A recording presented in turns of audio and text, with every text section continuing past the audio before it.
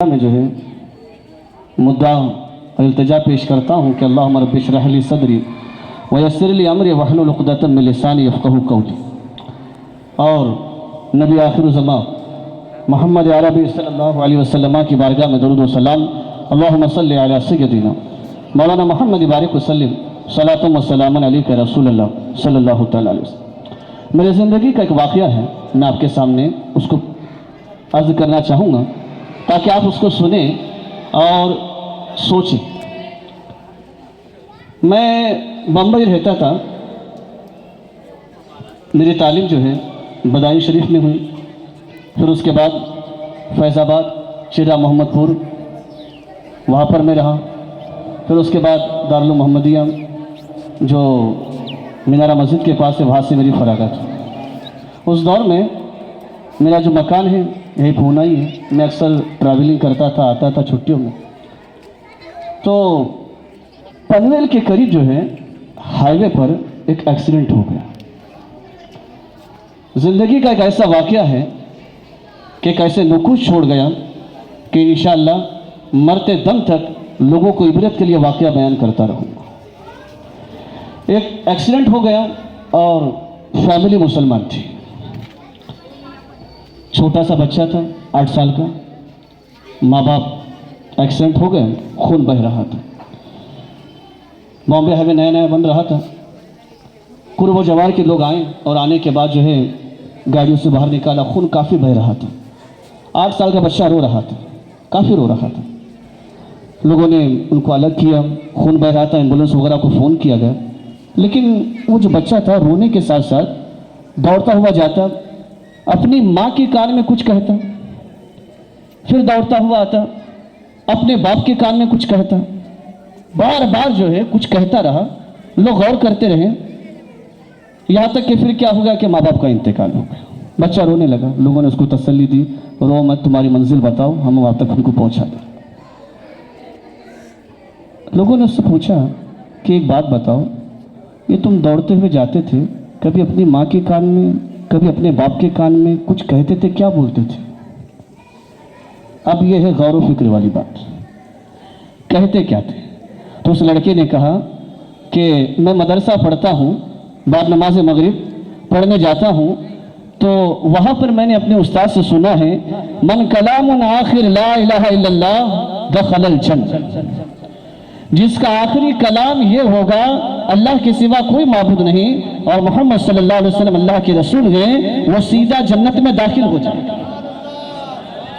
क्या कहा उसने?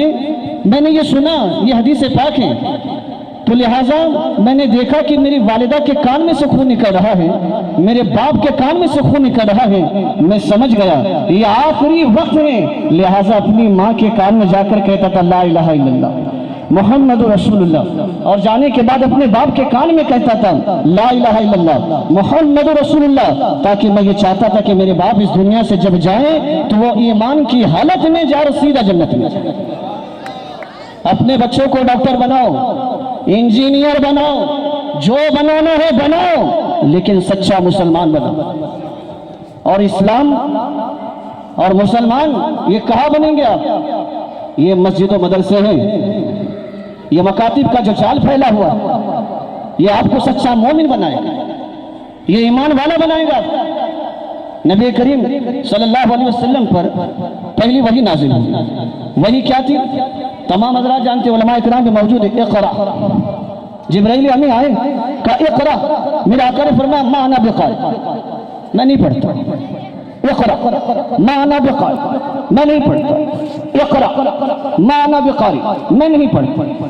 जिब्राइल अभी ताज्जुब में रह गए। कहा गया ऐसे न कहो, कहो इक़रा बिस्मि रब्बिकल लज़ी खलक़। जब जिब्राइल अमीन ने कहा पढ़िए इक़रा बिस्मि रब्बिकल लज़ी खलक़, तो मेरे आका ने पढ़ा इक़रा बिस्मि रब्बिकल लज़ी खलक़। का मामला क्या है? तो कहा पहले था सिर्फ तू पढ़,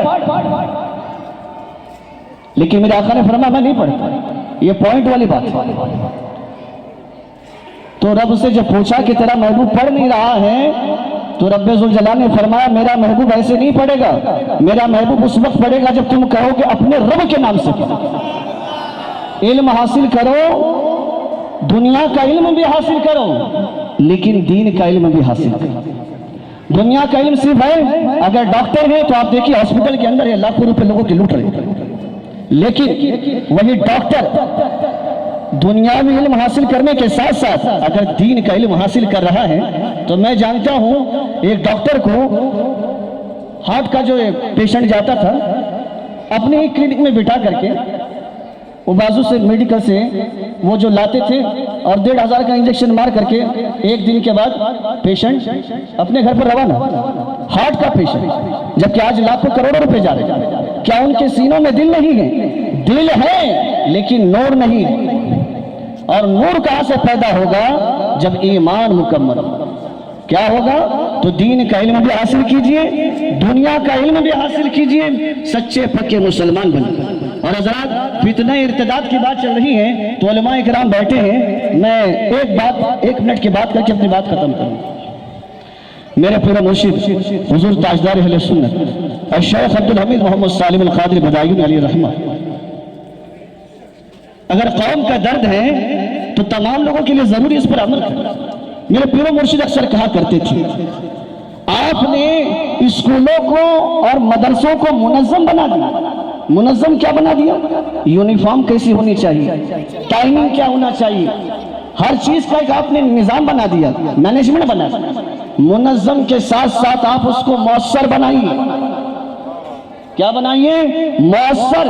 मौसर का मतलब क्या है कि अगर आपका स्कूल है, कॉलेज है, मदरसा है, मकतब है, जो भी है, ये जब हो जाए ना, किसी दिन ले करके उनको बैठो और उनसे कहो अपने रब की जात और सिफात के मुतालिक कुछ बयान।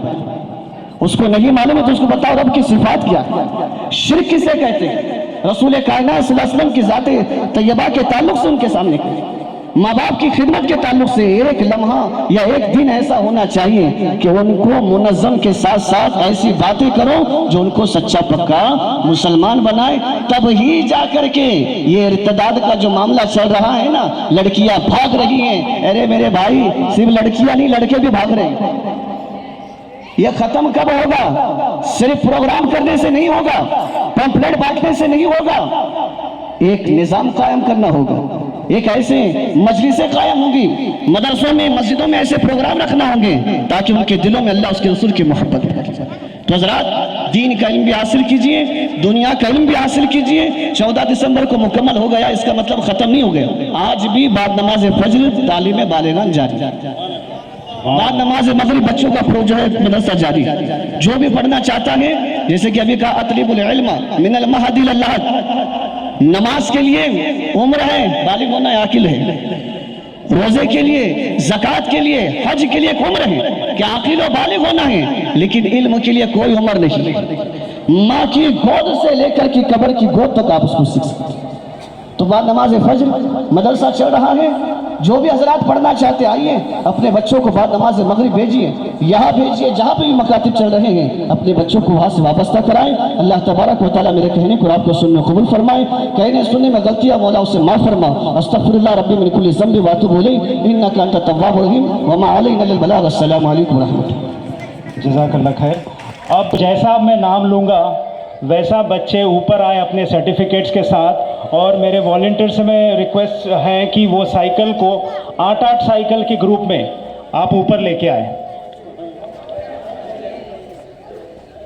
शेख अवैस फिरोज, खान असदुल्ला सगीर, खान आजम सगीर, अब्दुल मन्नान मेमन। एक मिनट रुक जाइए, आपको जाना नहीं है, 2 मिनट। रफ़ीक भाई, ज़रा ये टेबल हटाना था हमको। हाँ, 1-2 मिनट सिर्फ हम टेबल हटाएंगे। आप बैठिए, सब बैठिए। शेख असदुल्ला सगीर, खान आजम सगीर, मोहम्मद मन्नान मेमन, मोहम्मद आरिफ कुरैशी, मोहम्मद हसनैन मेमन, नसीर शेख, अहमद अली। बस ये 8 लोग ऊपर आए।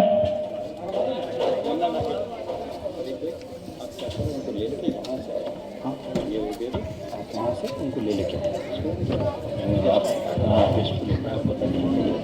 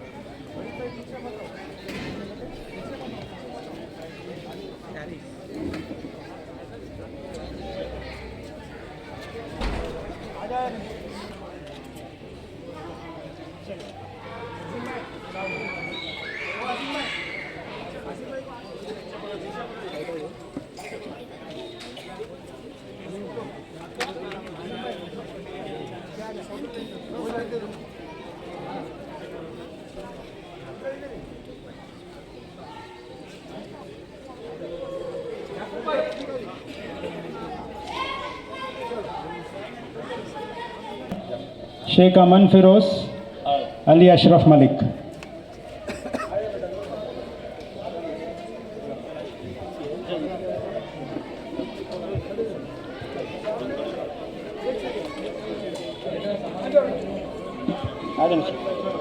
आजा आगे अरे वाह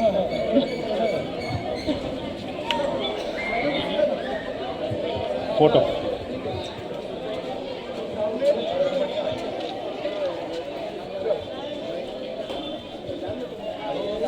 जल्दी जल्दी जल्दी। जो मैंने दूसरे नाम लिया अफ़ान अकबर शेख वो रेडी रहे। राहिल सिराज शेख, फहद फुरकान मलिक, अयान रहीम खान, शेख अमान फिरोज, अली अशरफ मलिक।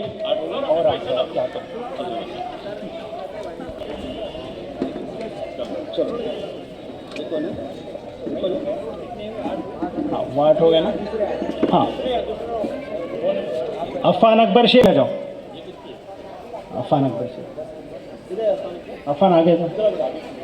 राहिल सिराज शेख सेकंड नंबर पे, फहद फुरकान मलिक तीसरे नंबर पे, अयान रहीम खान। हाँ ठीक है। अयान रहीम खान नहीं है, उसकी साइकिल नंबर 13 है, वो साइड में कर दे।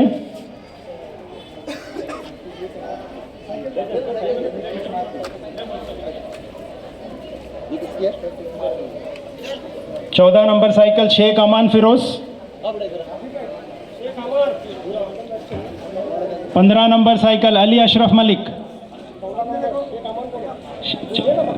हाँ अली अशरफ मलिक। अली अशरफ मलिक नहीं है क्या? तो उनकी साइकिल साइड में कर दो। आ जाए। अनवर मलिक जल्दी जल्दी ऊपर आए। मोहम्मद अली कुरैशी। बस अब आगे बढ़ते चलिए सर के हाथों साइकिल लेते हुए।